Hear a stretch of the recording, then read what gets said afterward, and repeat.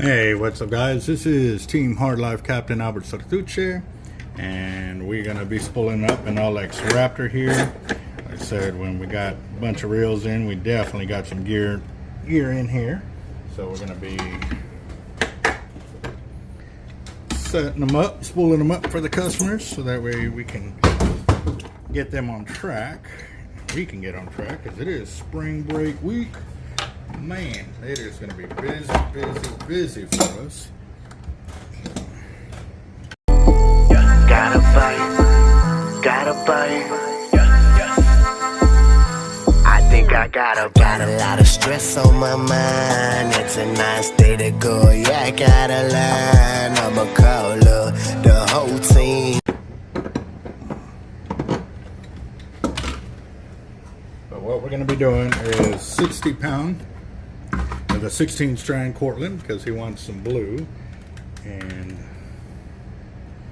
knock that out real quick. This is also line that the customer sent in to us so we can spool up his reel with.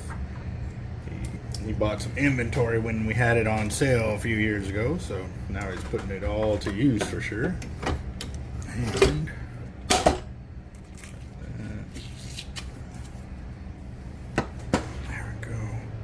zero out the line counter, and oh man, this is gonna look nice.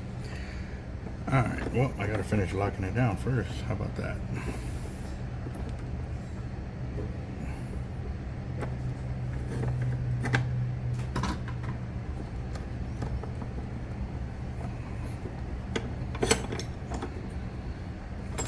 All right.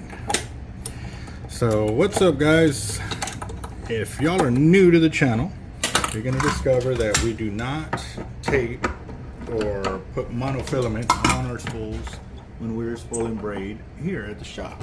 The reason being is because about, I would say 15 years ago, I was playing with the knots on the spool because I was like, I knew there had to be a way to tie braid to the spool without using tape or mono. And so I sat there with my buddy, and we were gonna spool up his 3-speed 80, and I was over there at the t-shirt gallery at this time. He was creating some logos for me and stuff like that and helping me out. So I was sitting there playing, testing it, and I created it and came up with the notion that I needed to create grip. So the only way to create grip with braid is to have multiple wraps around the spool, as I've done there, and then flatten it out. And then once I do that, and at this time, this is before I had the needles and learned all the splicing I know now, but what I did was I tied a uni right there and did it that way. But at that time, I was doing solid braid, so what I did was I created a bimini twist that was like 10 feet long, the loop, so that way I can get all the wraps around there, and then I did a uni knot to the spool and got it tied up and tested it, and it worked. And then the long-term test was to be able to fish it and then ensure that we didn't get that snake-like pattern that we have gotten using mono, and sometimes when the tape slips and stuff like that. So now we just go straight braid and we don't have to worry about it like that. Now there is one occasion that this knot will not work. And that occasion is if it gets super cold, like freezing temperatures for long extended periods of time, and basically the braid freezes. It doesn't let it act the way it's supposed to normally act, of being supple and soft. And so because of that, then it will slip on the spool. But at that time too, I also tested another theory, and we have a video on that. We actually applied a certain type of glue that made it created grip on the spool for us. And even though it got extremely cold, because what I did was I threw the reel in the freezer for hours and then pulled it out to test it, and since then he has had no problems with doing that. So as you can see guys, this is the 60 pound going on the LX Raptor. And we're going to go ahead and get it spooled up to line capacity.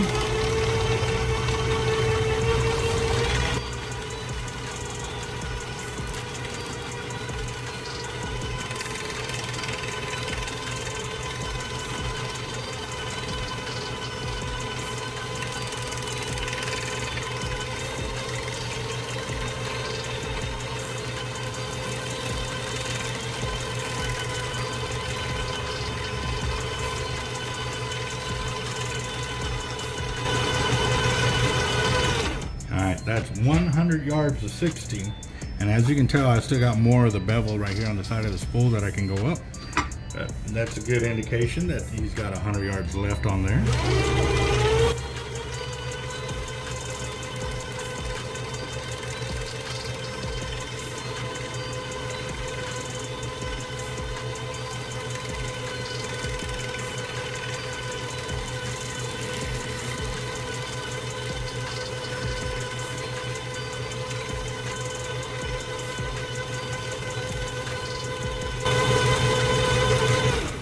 Alright, that's 200 yards of 60.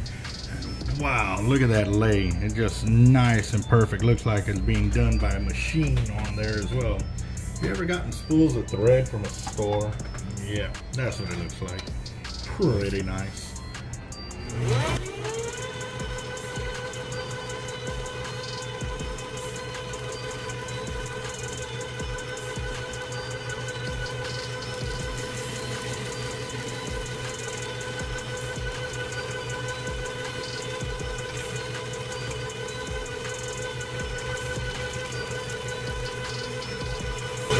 And that's 300 yards of line on there. 60-pound tight line, Cortland. 60-pound Cortland.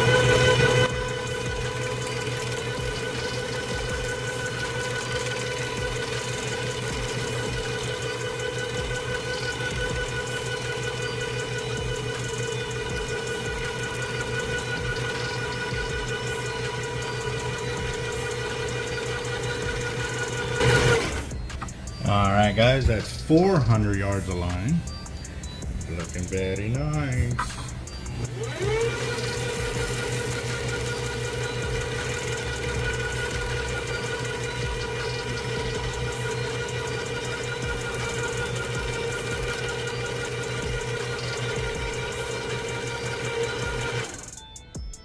And that's 500 right there.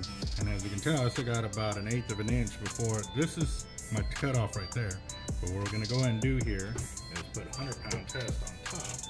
And the reason we do the 100-pound test or 80-pound test on top too is because when you go to casting and or you're fighting the fish up close, you want to ensure that you got that stopping power to lock them in place and ensure that you can get your fish in there quickly. So.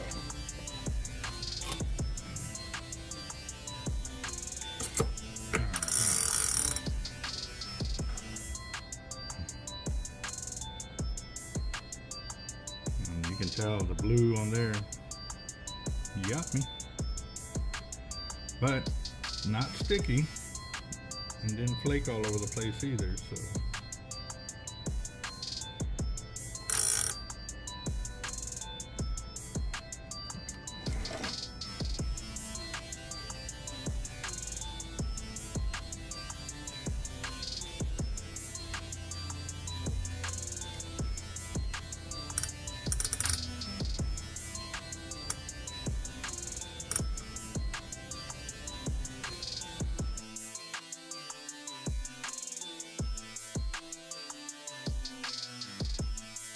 and finish off with 100-pound of the Cortland 16 strand.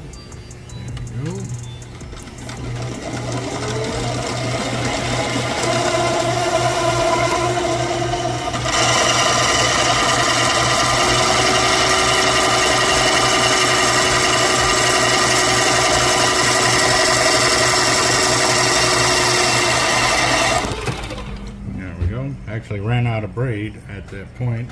I got 100 yards of it on there, but the good thing is I can splice in and finish it off. Just a second.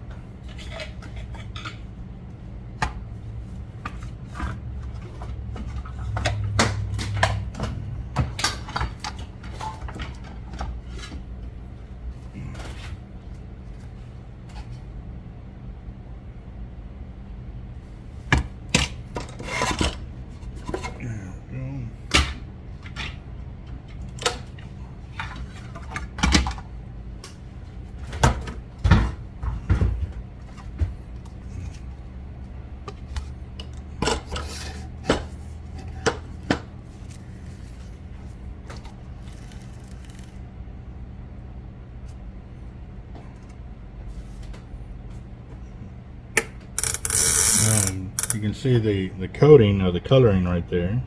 That's what that is.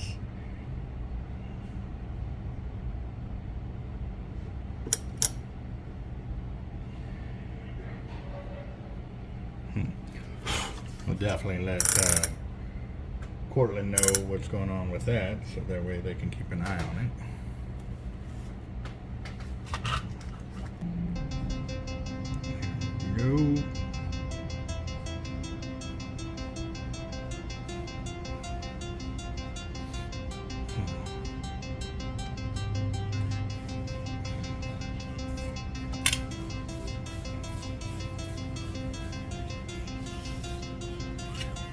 Here we go.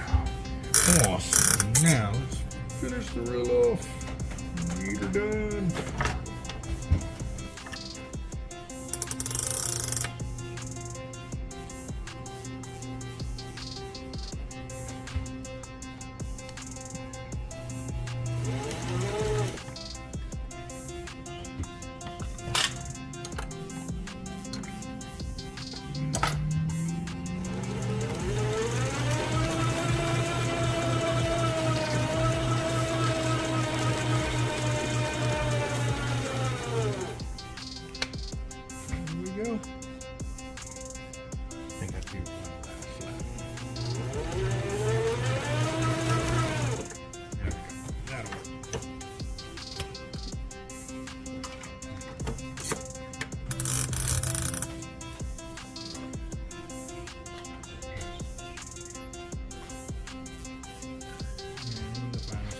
Close it out.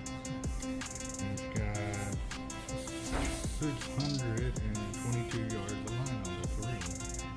500 of 60 and 122 of 100.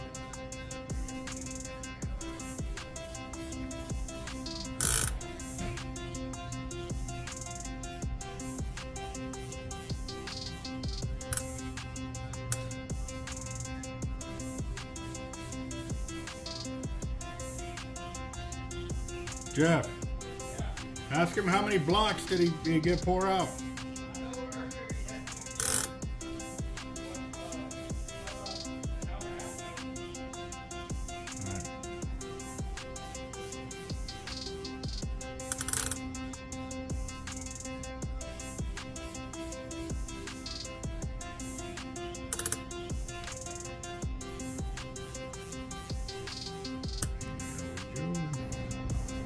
Very nice. And oh yeah, what are y'all's thoughts about that great white in Alabama? Oh man, that's my goal, to catch a great white in Texas. That would be epic, real epic. So there you go, LX Raptor spools up with 60 to 100 pounds. See all the gappage right there, perfect for casting. There you go, 622 yards. Very nice.